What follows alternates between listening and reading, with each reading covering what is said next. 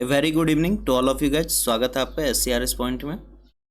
कल के वीडियो में हमने प्राचीन झारखंड का इतिहास पार्ट 3 देखा था, जिसमें हमने गुप्त काल में झारखंड का परिस्थिति का वर्णन किया था। आज के वीडियोस में हम लोग झारखंड के क्षेत्रीय राजवंश के बारे में देखेंगे। यहाँ पर आप देख सकते हैं, लेकिन उससे पहले सब्सक्राइब करेंगे हमारे यूट्यूब चैनल SCRS पॉइंट को, जहाँ आपको झारखंड GS एवं झारखंड करंट से संबंधित टोटल सॉल्यूशन प्रोवाइड किए जाते हैं। आज के इस सेशन की PDF आपको हमारे टेलीग्राम ग्रुप में मिल जाएंगे और टेलीग्राम ग्रुप का लिंक आपको डिस्क्रिप्शन में दे दिया गया है। मेरा नाम है राघव। आइए शुरू करते हैं। देखिए, झारखंड के क्षेत्रीय राजवंश। झारखंड के क्षेत्रीय राजवंश को मुख्यतः 4 भाग में विभाजित किया गया है। यहाँ पर आप लोग देख पा रहे होंगे कौन कौन से राजवंश थे।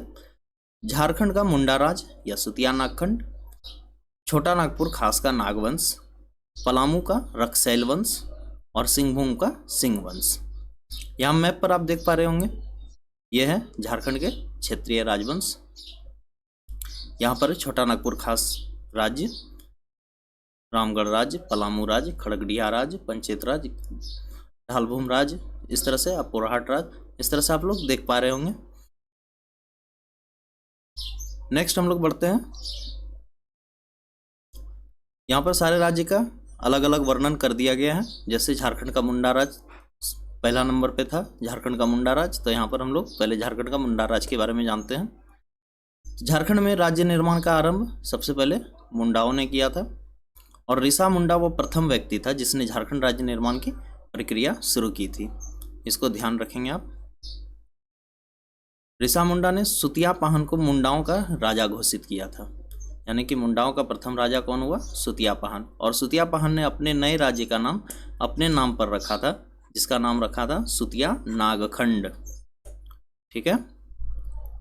और सुतिया नागखंड 7 गढ़ और 21 परगनों में विभाजित था। और मदरा मुंडा सुतिया नागखंड का अंतिम राजा साबित हुआ, और इसके जगह पर आए छोटा नागपुर खास का राजवंश। मुंडा राज्य का स्थान नागवंश ने ले लिया था, अभी पहले मैंने आपको बताया। और इस राज्य के संस्थापक थे फनी मुकुट राय। छोटा नागपुर खास का नागवंश का सबसे पहला शासक हुए फनी मुकुट राय, या संस्थापक बोले या पहला शासक बोले। फनी मुकुट राय की राजधानी सुतियांबे थी, और उस समय नागवंशी राज्य जो था, या छोटा नागपुर खास का राजवंश जो था, 66 परगनों में विभाजित था। फनी मुकुट राय ने अपनी राजधानी सुतियांबे में एक सूर्य मंदिर का निर्माण कराया। इसको ध्यान रखेंगे, ये मोस्ट इंपॉर्टेंट क्वेश्चन है। नेक्स्ट देख लेते हैं। फनी मुकुट राय के बाद मुकुट राय, मदन राय तथा प्रताप राय शासक बने, जिसमें प्रताप राय इंपॉर्टेंट है क्योंकि इन्होंने अपनी राजधानी सुतियांबे से चुटिया स्थानांतरित कर ली थी। इसके बाद भीमकर्ण के बारे में जानते हैं। भीमकर्ण प्रथम नागवंशी शासक हुआ जिसने राय के स्थान पर कर्ण की उपाधि धारण की थी। इसको भी ध्यान रखेंगे कि भीमकर्ण वो प्रथम नागवंशी शासक था जिसने राय के स्थान पर कर्ण की उपाधि धारण की। कारण ये था कि वो कलचुरी राजवंश के संपर्क में आया था, और कलचुरी राजवंश के शासक अपने नाम के पीछे कर्ण की उपाधि लगाते थे। नेक्स्ट था, भीमकर्ण ने सुरगुजा के रक्सैल राजा को बरवा की लड़ाई में पराजित करके उनको लूट लिया था। ठीक है, जिसमें उन्होंने वासुदेव की मूर्ति को लूट कर लाए थे। नेक्स्ट बढ़ते हैं। भीमकर्ण ने भीम सागर का भी निर्माण करवाया और अपनी राजधानी चुटिया से खुखरा स्थानांतरित कर ली थी।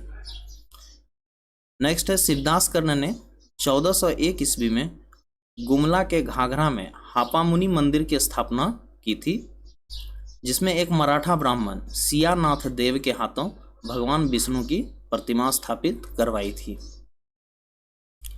छत्रकर्ण के समय में वासुदेव की मूर्ति, जो कि यहाँ पर आप देख सकते हैं, वही मूर्ति है जो भीमकर्ण ने रक्सैल से लूटा था बरवा की लड़ाई में।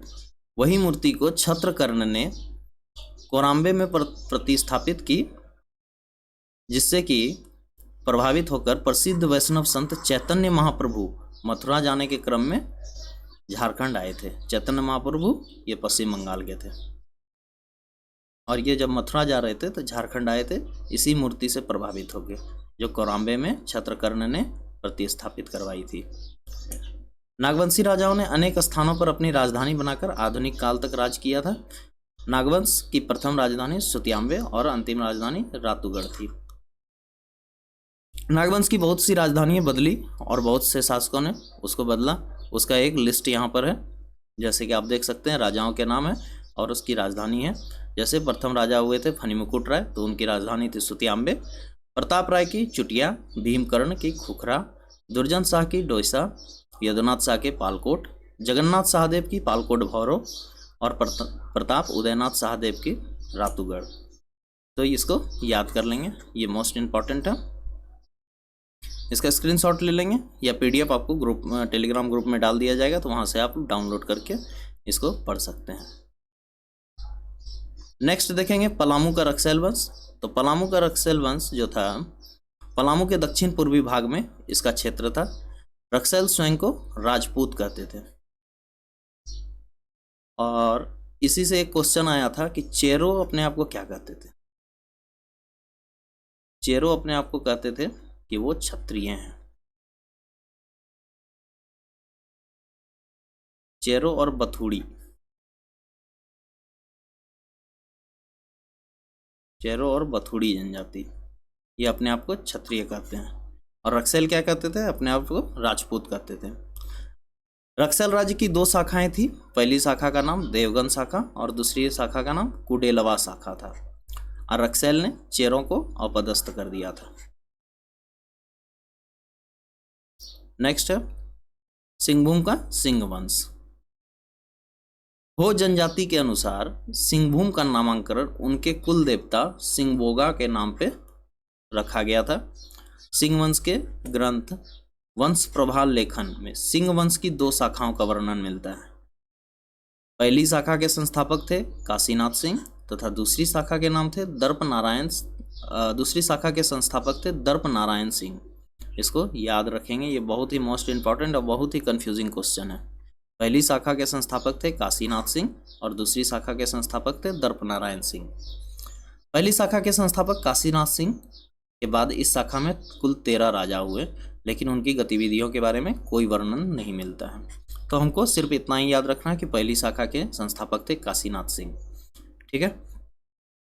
दूसरी शाखा का संस्थापक दर्प नारायण सिंह के बाद युधिष्ठिर शासक बना तथा युधिष्ठिर शासकों के बाद इसका क्रम रहा काशीराम सिंह, अच्युत सिंह, त्रिलोचन सिंह, अर्जुन सिंह और जगन्नाथ सिंह। लेकिन हम लोग को सिर्फ संस्थापक के बारे में ही जानना है सिंह वंश में। तो पहली शाखा के संस्थापक रहे काशीनाथ सिंह और दूसरी शाखा के संस्थापक रहे दर्प नारायण सिंह। नेक्स्ट हम लोग आगे बढ़ते हैं। कुछ अन्य महत्वपूर्ण राजवंश हुए झारखंड में, जैसे दूध पानी शिलालेख, ये हजारीबाग में स्थित है, तथा गोविंदपुर शिलालेख जिसको कि कवि गंगाधर द्वारा रचित था। मानभूम के मान वंश के बारे में जानकारी मिलती है। प्रथम भूमि स्वराज आंदोलन इसी राजवंश के शासनकाल में उभरा था। मानभूम के राजा बहुत ही अत्याचारी स्वभाव के थे, जिस कारण से वहाँ पर भूमि स्वराज आंदोलन हुआ था। ठीक है। नेक्स्ट बढ़ते हैं। रामगढ़ राज्य की स्थापना बागदेव सिंह ने की थी। बागदेव सिंह नागवंशी राजाओं के राजदरबार में थे और नागवंशी राजाओं से मतभेद के कारण उन्होंने इस राज्य की स्थापना की थी। रामगढ़ राज्य की प्रथम राजधानी सिसिया थी। हेमंत सिंह ने उर्दा से हटाकर राजधानी बादाम को बनाया था और दलेल सिंह ने रामगढ़ को अपनी राजधानी बनाया था। ये तीनों रामगढ़ राज्य के ही शासक हुए थे। खड़गडिहा राज्य के संस्थापक थे हंसराज देव। नेक्स्ट देखते हैं पंचेत राज्य मानभूम का सबसे शक्तिशाली राज्य था। पंचेत राज्य का राज्य चिन्ह कपिला गाय का पूंछ या चंवर था। इस कारण से इस राज्य के राजाओं को गौमुखी राजा भी कहा जाता था। पूर्वी सिंहभूम का ढाल भूम क्षेत्र ढाल वंश का शासन रहा। वहां पर ढाल वंश के शासनकाल में नरबली प्रथा का प्रचलन था। ये मोस्ट इंपॉर्टेंट है।